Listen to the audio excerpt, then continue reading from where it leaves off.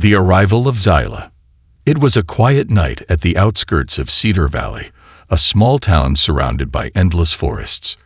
The stars shone brightly, and the only sound was the occasional chirping of crickets.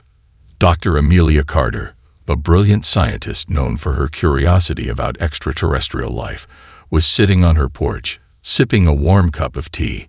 She had always believed that humans were not alone in the universe, but her theories were often dismissed by her peers. Tonight, however, her belief was about to be tested in the most unexpected way. A sudden, bright flash lit up the sky. It was as if a second sun had appeared for a brief moment. Amelia dropped her cup, startled. The flash was followed by a loud, earth-shaking boom. It was no ordinary meteor. She was sure of it. Quickly, she grabbed her backpack, filled with basic equipment, and called her assistant, Mark, who lived nearby. "Mark, did you see that?" she asked, her voice filled with urgency. "Yes. What was that?" "It looked like something crashed in the forest," Mark replied. "Grab the gear and meet me at the site. We need to check this out before anyone else does," she instructed. Together, they drove toward the source of the light. As they neared the forest, they noticed the trees glowing faintly, as if they were absorbing energy from the crash. The air felt charged, and an eerie hum filled their ears. They parked their truck and walked the rest of the way, guided by the glow. When they reached the crash site, Amelia and Mark froze in awe. In the middle of a small clearing was a strange, oval-shaped pod. It was unlike anything they had ever seen. The pod was sleek, shimmering with an iridescent glow that changed colors as they looked at it from different angles. Strange symbols were etched all over its surface, pulsating faintly like a heartbeat. "Do you think it's alien?" Mark whispered, unable to take his eyes off the pod. "Without a doubt," Amelia replied, her heart racing. "This is what we've been waiting for." Before they could move closer, the pod hissed, releasing a cloud of blue mist. A hatch slowly opened, and a figure emerged. Amelia held her breath as the alien stepped out. The being was humanoid but strikingly different. It had long, slender limbs, a glowing, translucent skin that seemed to shift with patterns of light, and large violet eyes that sparkled like distant galaxies. Its hair flowed like liquid silver, and its movements were graceful, almost hypnotic. The alien's gaze swept over them, its expression unreadable. Amelia raised her hand slowly, hoping to show she meant no harm. "We come in peace," she said softly. The alien tilted its head, studying her. Then, in a melodic voice that echoed in their minds rather than their ears, it spoke. "Humans," it said, as if tasting the word. "Why are you here?" "We saw the crash. We wanted to help," Amelia replied cautiously. "Who are you?" The alien stepped closer, its glowing patterns shifting.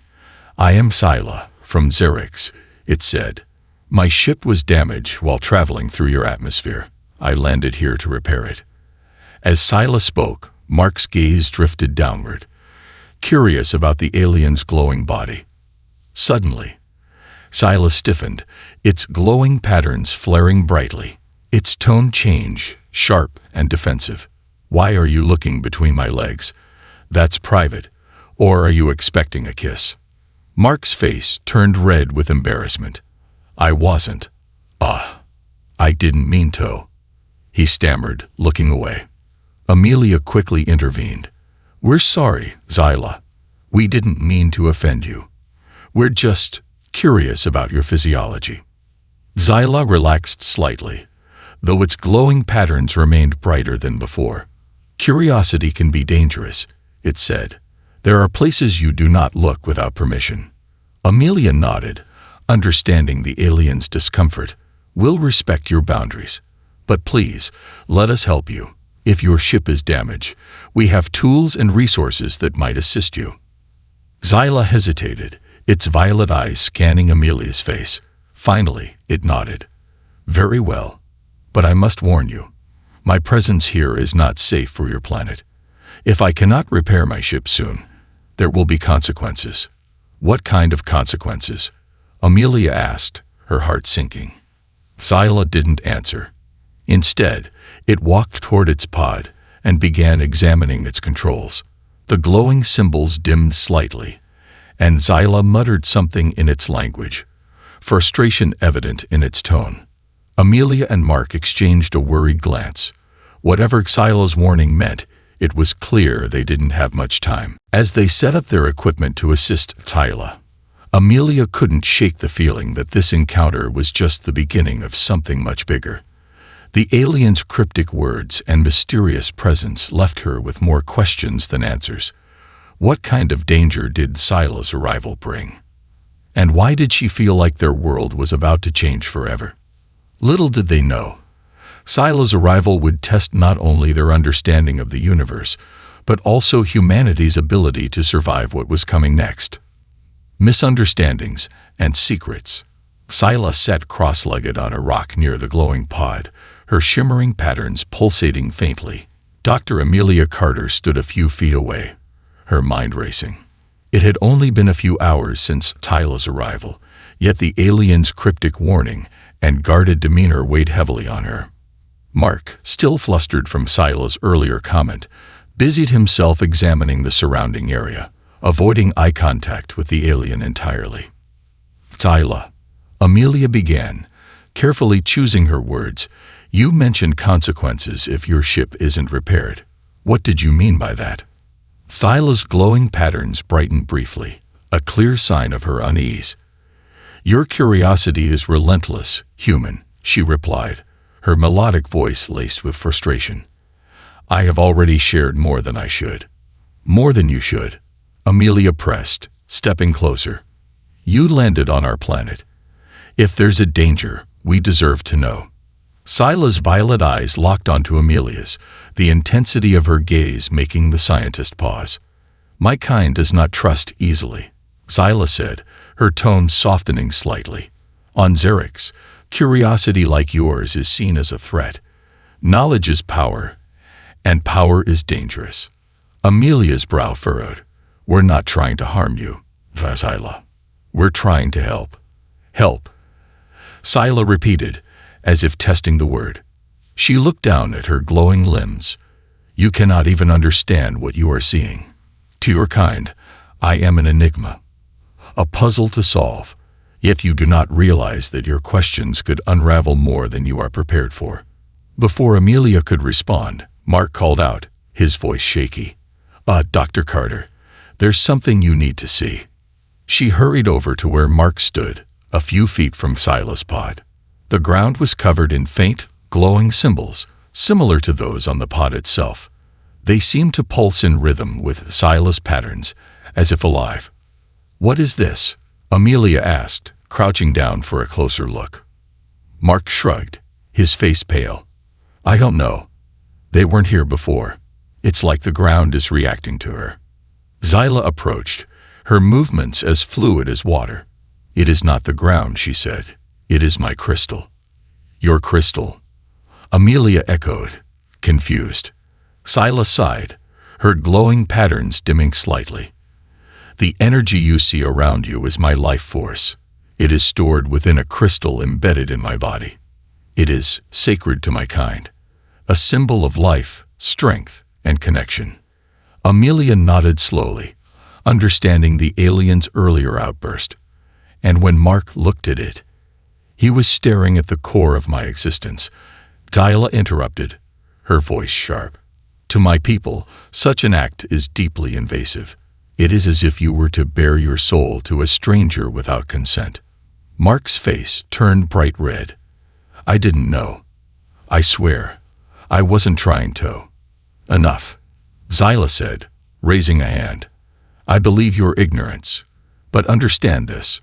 The crystal is not just my life. It is connected to Xerix itself. If it is damaged, the consequences are far-reaching. Amelia's heart skipped a beat. How far-reaching? Zyla hesitated, her glowing patterns flickering erratically.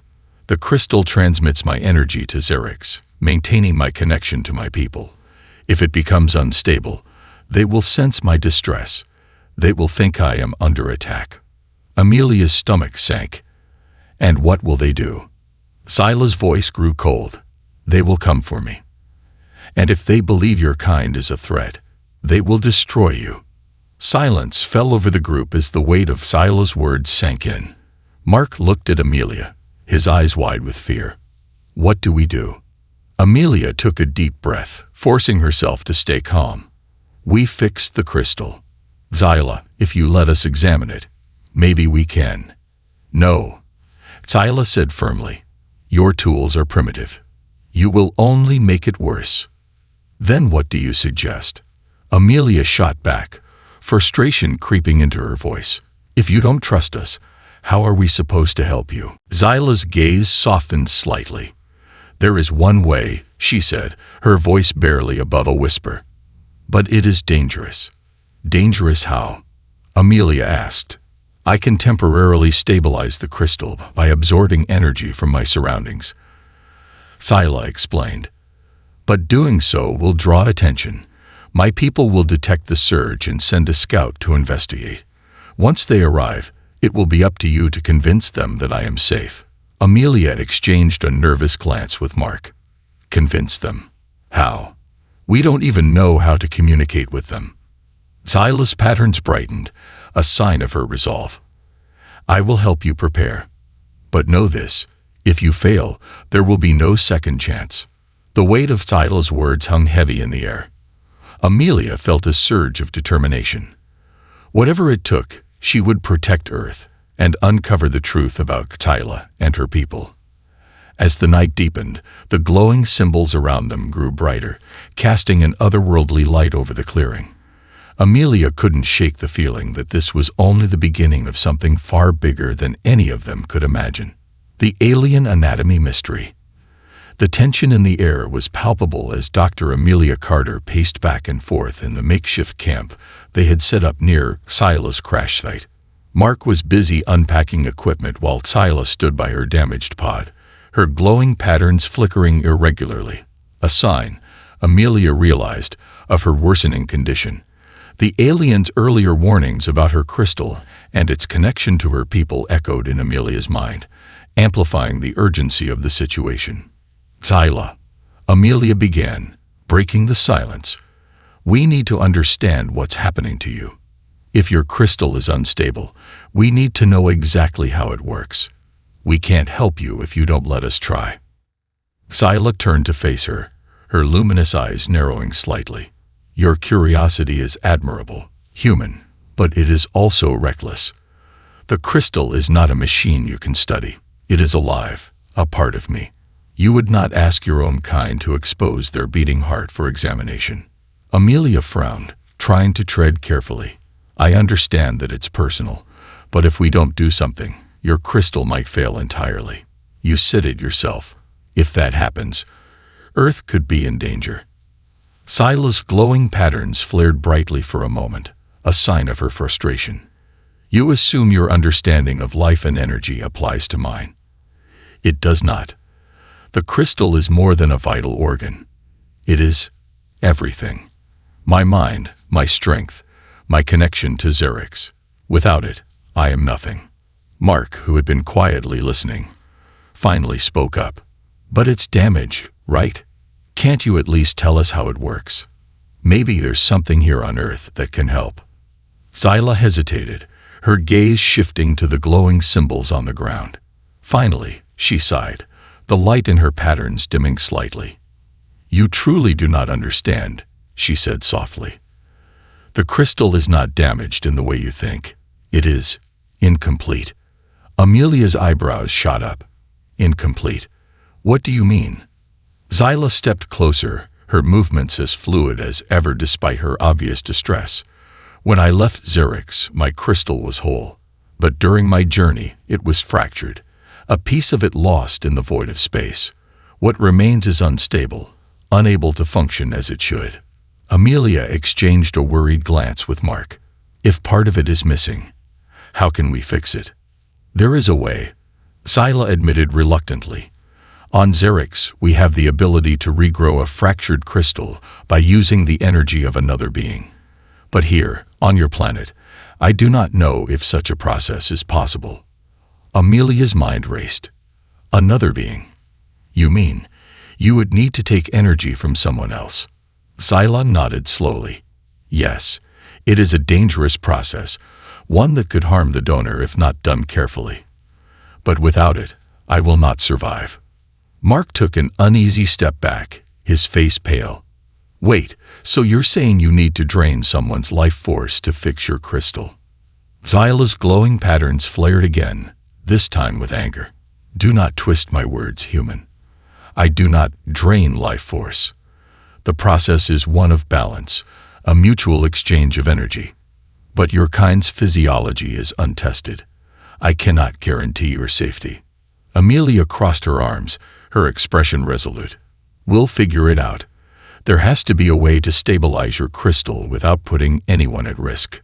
Before Zyla could respond, the glowing symbols around the pod suddenly brightened, pulsing with an erratic rhythm.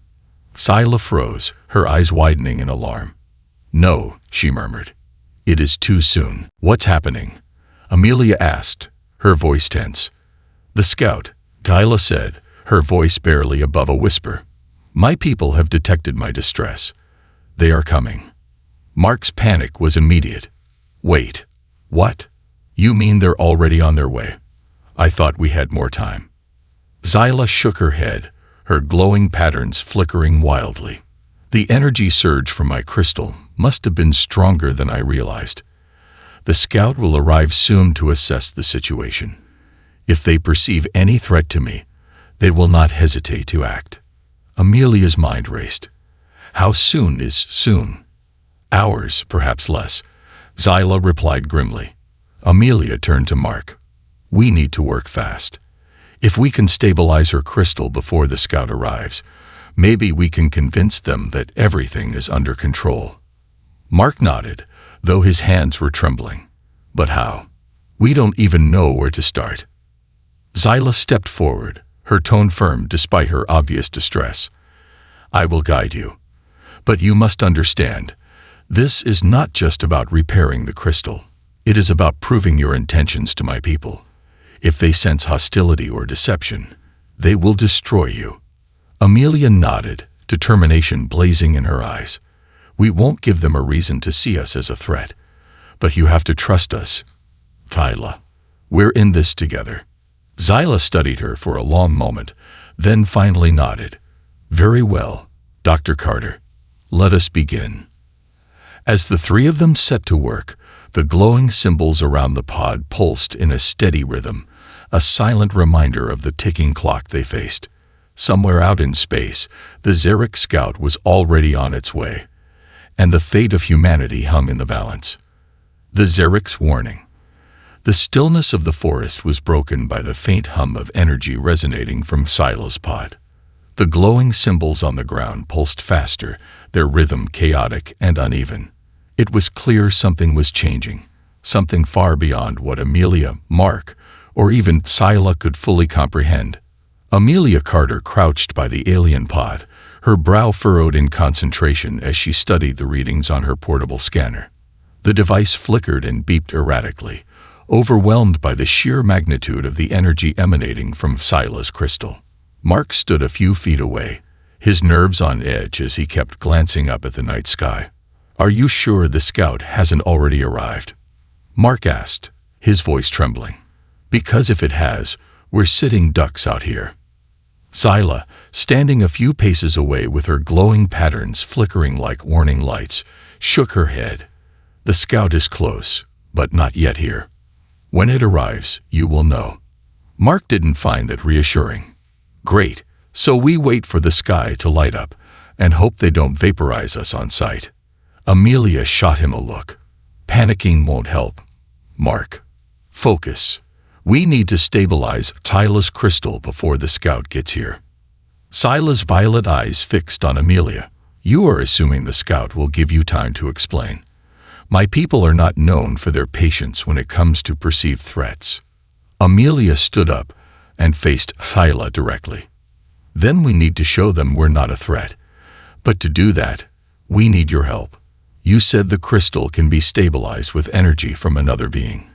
Is there anything else we need to know about the process? Xyla hesitated, her glowing patterns dimming slightly. The process is delicate.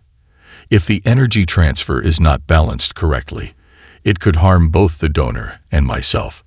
Worse, it could destabilize the crystal further, creating an energy surge that my people would interpret as an attack. Mark's eyes widened. So we're basically playing with a live bomb. In your terms, yes, Xyla replied flatly. Amelia sighed, running a hand through her hair. All right, then we'll proceed carefully. Xyla, you guide us through the process step by step. Mark, get the portable power cells from the truck. If we can find a way to regulate the energy transfer. Her words were cut off by a sudden, sharp vibration in the ground. The glowing symbols on the forest floor flared to life, their light so intense it cast eerie shadows across the trees. A low, ominous hum filled the air, growing louder with each passing second. They're here, Xyla said, her voice filled with dread. Amelia and Mark looked up at the sky, and their breath caught. A massive, shimmering vessel appeared above the treetops, its sleek, angular design unlike anything they had ever seen. The ship hovered silently, its surface rippling with shifting patterns of light, much like Xyla's glowing skin. It was both beautiful and terrifying. A beam of light shot down from the ship, carving a perfect circle into the ground just a few feet away from Xyla's pod. The light faded, leaving behind a towering figure. The new arrival was unmistakably Xyrixian, taller than Xyla, with more intricate glowing patterns and a presence that radiated authority. Its violet eyes scanned the scene, landing first on Xyla and then on the two humans. Xyla, the Xyrixian said, its voice deeper and more resonant than Xyla's. You have summoned us. I did not summon you, Atrax, Xyla replied, her tone defensive. My crystal was damaged, and the signal was unintentional. Atrax's glowing patterns flickered in what seemed to be displeasure. Unintentional or not, we are here. And what do we find? You in the company of these humans. Amelia stepped forward cautiously, raising her hands to show she meant no harm. We're not a threat. We've been helping Xyla since she arrived. If you give us a chance, we can explain. Atrax's gaze shifted to Amelia, its glowing patterns flaring brighter. You presume to address me, human. Do you understand the risk you have taken by interfering with one of our kind? Amelia held her ground. The only risk was letting Xyla's crystal fail. If we hadn't intervened, she wouldn't be standing here now. Atrax tilted its head, as if considering her words. Then it turned back to Xyla. Is this true? Xyla hesitated, then nodded. They have aided me, Atrax. Their methods are primitive, but their intentions appear genuine. Atrax's patterns dimmed slightly, a sign of contemplation. Even so, the protocol is clear. Your crystal must be stabilized immediately, and the humans must be evaluated to determine if they pose a threat to Xyrix. Evaluated. Mark blurted out, his voice rising. What does that mean? Atrax ignored him, focusing instead on Xyla. Prepare for the transfer. We will begin immediately. Wait, Amelia said, stepping in front of Xyla. You can't just take over. We've been working on stabilizing the crystal. If you disrupt the process now, it could cause an energy surge. Atrax's gaze bore into her. You speak of matters beyond your comprehension, human. Do not presume to challenge our methods.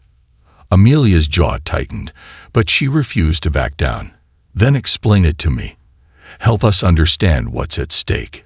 If we're going to cooperate, we need to work together, not against each other. For a long moment, Atrax said nothing. Then, with a flicker of its glowing patterns, it stepped back. Very well. You will observe. But know this, if your interference jeopardizes the stability of the crystal, I will ensure that your planet bears the consequences. Amelia nodded, her heart pounding. Understood. As the group prepared for the delicate process ahead, the tension in the air was almost unbearable. The Xyrixian scout loomed overhead, a silent reminder of the stakes. One misstep, and the fate of Earth could be sealed in an instant. But despite the fear, Amelia couldn't shake the feeling that they were on the brink of something extraordinary. A chance to prove that humanity was capable of more than destruction and fear. A chance to show that they, too, could be trusted. Race against time. The forest was bathed in an eerie, otherworldly glow as Scylla's crystalline patterns pulsed in tandem with the Xerixian scout ship above. The tension was palpable. Dr. Amelia Carter and Mark worked quickly, their hands moving with a mix of urgency and fear. Time was slipping away, and the delicate task of stabilizing Scylla's crystal seemed more daunting by the second. Scylla sat cross-legged on a smooth patch of glowing symbols, her expression unreadable. Her vibrant patterns were flickering unevenly, a clear sign that her crystal's instability was worsening. Atrax, the towering Xerixian scout, stood nearby like a sentinel, its glowing patterns casting long shadows across the clearing.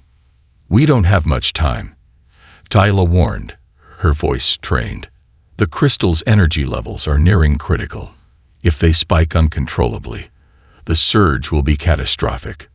Amelia glanced at the portable power cells Mark had managed to rig into a makeshift stabilizer. The device hummed softly, its lights flickering as it struggled to adapt to Scylla's alien energy signatures. "We're almost ready," Amelia said, trying to keep her voice steady. "But if this doesn't work—" "It must work," Scylla interrupted, her glowing eyes meeting Amelia's. "If it doesn't, your planet will pay the price." Mark, who was crouched near the device, wiped sweat from his brow. "No pressure, right?" he muttered under his breath. He shot a nervous glance at Atrax, whose presence was as unnerving as it was imposing. The Xerixian's silence felt more threatening than any words could have been. Atrax finally spoke, its deep, resonant voice cutting through the tension. "You risk much by attempting this, human. If your device destabilizes the crystal further, I will ensure your kind faces the consequences." Amelia straightened, meeting Atrax's gaze. "And if we don't try, the crystal will fail, and we'll still face those consequences. So unless you have a better idea, let us work." For a moment, Atrax said nothing. Then, with a flicker of its glowing patterns, it stepped aside, granting Amelia and Mark space to proceed. "Thank you," Amelia muttered, though she knew it wasn't a gesture of trust. It was a test. The makeshift stabilizer emitted a sharp crackle as Amelia adjusted the settings, trying to synchronize its output with the energy fluctuations in Scylla's crystal. Scylla winced, her patterns flaring brightly before dimming again. The process was clearly painful, but she remained silent, her focus unwavering. "Scylla, are you okay?" Amelia asked, her hands hesitating over the controls. "I will endure," Scylla replied, her voice tight with effort. "Continue." Mark leaned closer to Amelia, his voice low. "This isn't working. The stabilizer's output is too unstable. We're missing something." Amelia bit her lip, scanning the readings on her portable monitor. "The energy flow is erratic. It's like the crystal is rejecting the stabilizer's input. We need a way to bridge the gap, to align its energy field with our tech." Mark frowned, his mind racing. "What about the glowing symbols? They're tied to her crystal, right? Maybe they can act as a conduit." Amelia's eyes widened. "That's not a bad idea. But how do we harness them?" Scylla, overhearing their conversation, spoke up. "The symbols are an extension of my crystal's energy. If you can synchronize your device with their rhythm, it might stabilize the flow." "How do we do that?" Amelia asked. "Use me," Tyla said simply. "I will act as the bridge." Mark looked alarmed. "Wait, you mean you'll connect yourself directly to the device? What if it overloads you?" "It is a risk I must take," Scylla replied, her glowing patterns steadying with resolve. "The alternative is worse." Amelia hesitated, weighing the risks. But with the Xerixian scout ship looming overhead and the crystal's instability reaching dangerous levels, she knew they had no other choice. "All right," she said, her voice firm. Let's do this.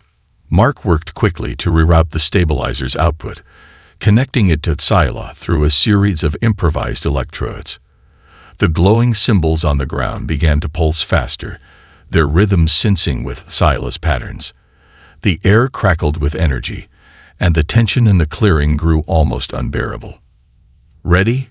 Amelia asked, her hand hovering over the activator switch. Scylla nodded, her violet eyes meeting Amelia's. "Do it." Amelia flipped the switch. The stabilizer roared to life, sending a surge of energy through the electrodes and into Scylla. Her patterns flared brightly, almost blindingly so, as the symbols on the ground pulsed in perfect harmony. The air around them vibrated, and a deep, resonant hum filled the clearing. At first, it seemed to be working. The stabilizer's readings steadied, and Scylla's patterns glowed with renewed vibrancy. But then, without warning, the device emitted a high-pitched whine. Sparks flew, and the stabilizer's lights flickered wildly. "What's happening?" Mark shouted, his voice panicked. "The energy flow is too strong." Amelia yelled back. "It's overloading." Scylla's patterns flared even brighter, her body trembling under the strain. "Do not stop," she cried, her voice filled with both pain and determination. "It is working." Amelia hesitated, her hand hovering over the kill switch. If the stabilizer failed completely, it could cause an energy surge powerful enough to destroy the entire area. But if she stopped the process now, Scylla's crystal might never stabilize. "Trust me," Scylla said, her voice cutting through the chaos. "I can handle it." Taking a deep breath, Amelia stepped back, letting the process continue. The glowing symbols on the ground began to shift, their patterns forming intricate, swirling designs. The hum in the air grew louder, and the energy around them reached a fever pitch. Then, just as suddenly as it had begun, the stabilizer quieted. The glowing symbols faded to a soft, steady pulse, and Scylla's patterns dimmed to a calm, even glow. She opened her eyes, her violet gaze meeting Amelia's with a mixture of gratitude and exhaustion. "It is done," Scylla said, her voice barely above a whisper. "The crystal is stable." Amelia let out a breath she hadn't realized she was holding. "We did it," she said, a mixture of relief and disbelief in her voice. But before she could celebrate, Atrax stepped forward, its glowing patterns bright with urgency. "Your success has drawn attention," it said grimly. "The Xerixian fleet is en route. Prepare yourselves, humans. This is far from over." Amelia's relief vanished, replaced by a cold, sinking feeling. The real challenge was just beginning. First contact crisis. The clearing buzzed with tension as the Xerixian scout ship hovered silently above, casting long, undulating shadows over the forest. The air felt heavy, charged with both the residual energy from Scylla's stabilized crystal and the oppressive presence of Atrax, the towering Xerixian emissary. Dr. Amelia Carter stood near the glowing pod, her mind racing as she tried to process the magnitude of their situation. "The Xerixian fleet is en route," Atrax repeated, its deep, resonant voice cutting through the tension. "They will arrive within the hour." Amelia turned to face the alien.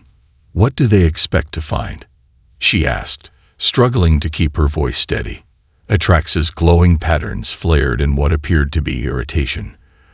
"They expect to find one of their own in peril. If they sense any sign of aggression or deceit, they will not hesitate to act." Mark, standing a few feet away, paled visibly. "And by act, I'm guessing you mean turning Earth into a pile of ashes." Atrax's glowing eyes fixed on him, unblinking. "Correct." The bluntness of the statement sent a chill through Amelia, but she forced herself to focus. "Then we need to make sure they understand the truth," she said firmly. "We've been helping Scylla, not hurting her." "That will not be enough," Atrax replied. "The fleet does not operate on trust. They require proof, evidence that you pose no threat, and that Scylla's survival is assured." Amelia's gaze shifted to Scylla, who sat cross-legged near the glowing symbols etched into the ground. Her patterns were steady now, a sign that the crystal's stability had been restored, but she looked weary. "Xyla, can you communicate with them? Tell them what happened." Xyla shook her head. "Not directly. My connection to the Xyrixian network is weakened. The fleet will rely on Atrax's report and their own observations." Amelia turned back to Atrax. "Then help us. You've seen what we've done. You know we've been trying to save her." Atrax's patterns dimmed momentarily, a gesture that Amelia guessed signified contemplation. "Your actions will be considered," it said. "But understand this, the fleet's decision is final. If they deem you a threat, no words or actions will change their course." Mark threw up his hands in frustration. "So we're basically on trial for our lives, and the jury's already leaning toward execution. Fantastic." Amelia ignored him, her focus locked on Atrax. "What do we need to do to prove ourselves?" Atrax stepped closer, its towering form casting a shadow over her. "When the fleet arrives, they will send a representative, a voice, to assess the situation. You must answer their questions truthfully and demonstrate your intentions without hesitation. Any sign of deceit or hostility will result in immediate judgment." Amelia nodded, her mind already formulating a plan. "We'll be ready." The minutes dragged by as the group prepared for the arrival of the Xyrixian fleet. Mark set up additional equipment, creating a makeshift communication hub near Xyla's pod. Amelia worked closely with Xyla, going over every detail of the crystal stabilization process to ensure they could explain their actions clearly. Atrax watched silently, its presence a constant reminder of the stakes. Finally, the moment arrived. The sky above the clearing darkened as several massive ships emerged from hyperspace, their sleek, angular forms glowing with an otherworldly light. The fleet was far larger than Amelia had anticipated, dozens of ships, each one bristling with advanced weaponry. A beam of light descended from the lead ship, and a new figure materialized in the clearing. The Xyrixian representative, the voice, was even more imposing than Atrax. Its patterns were intricate and mesmerizing, shifting in complex, fluid designs that seemed to convey both authority and menace. Its voice, when it spoke, resonated like a symphony of bells and thunder. "I am Kaler, voice of the Xyrixian fleet," it announced, its gaze sweeping over the clearing. "Who speaks for the humans?" Amelia stepped forward, her heart pounding. "I do. My name is Dr. Amelia Carter." Kaler's glowing eyes fixed on her, unblinking. "You are the one who interfered with Xyla's crystal." "We didn't interfere," Amelia said, her voice steady. "We saved her. When she arrived here, her crystal was unstable. We worked with her to stabilize it and ensure her survival." Kaler tilted its head slightly, its patterns shifting in what Amelia guessed was curiosity. "And why would humans risk their lives to save one of us? What do you hope to gain?" "We don't want to gain anything," Amelia replied. "We helped Xyla because it was the right thing to do. We believe in cooperation, not conflict." Kaler's patterns flared briefly, a sign of skepticism. "Cooperation. Your species is known for its violence and destruction. Why should we believe your intentions are genuine?" Amelia took a deep breath, choosing her words carefully. "Because actions speak louder than words. We could have ignored Xyla or treated her as a threat. Instead, we did everything we could to help her. If that doesn't prove our intentions, I don't know what will." Kaler was silent for a long moment, its glowing eyes studying her. Then it turned to Atrax. "What is your assessment?" Atrax stepped forward, its patterns glowing brightly. "The humans have acted with restraint and care. Their technology is primitive, but their efforts to save Xyla were genuine. I believe they pose no immediate threat." Kaler's patterns shifted rapidly, a clear sign of deliberation. Finally, it turned to Xyla. "And you? Do you confirm this account?" Xyla stood, her glowing patterns steady and strong. "I do. The humans saved my life. Without their help, my crystal would have failed, and I would not be here now. Kaler's gaze lingered on her for a moment before it addressed the fleet. The humans' actions have been noted. Their intentions appear genuine. The fleet will withdraw, but their planet will remain under observation. The tension in the clearing lifted slightly, though the weight of Kaler's words still lingered. Amelia let out a breath of relief, but she knew the matter was far from over. As the Xerixian ships began to ascend, Kaler turned back to Amelia. You have earned a reprieve, human. But remember this. Trust is fragile. Do not give us a reason to return. With that, the voice vanished, leaving the clearing silent once more. Amelia turned to Xyla, a mixture of relief and exhaustion on her face. That was close. Xyla nodded, her patterns dimming slightly. You have proven yourselves today, Amelia Carter, but the future remains uncertain. The Xerixians will be watching. Amelia glanced at the sky, where the fleet had disappeared into the void. Then we'll give them something worth watching. Redemption and unity. The Xerixian fleet had vanished into the cosmos, leaving the clearing bathed in an unnatural stillness. The tension that had gripped the group during their encounter with Kaler and the fleet slowly gave way to exhaustion. Dr. Amelia Carter leaned against a tree, her heart still racing from the close encounter. Mark sat on a nearby rock, visibly shaken but alive, an outcome he hadn't dared hope for. Xyla stood in the center of the glowing symbols etched into the ground, her pattern steady but dim. The strain of the past hours was evident in her posture, but her eyes held a new light, a spark of trust that had not been there before. That was intense, Mark finally said, breaking the silence. I thought we were toast for sure. Amelia let out a shaky laugh. You and me both. But we made it through, somehow.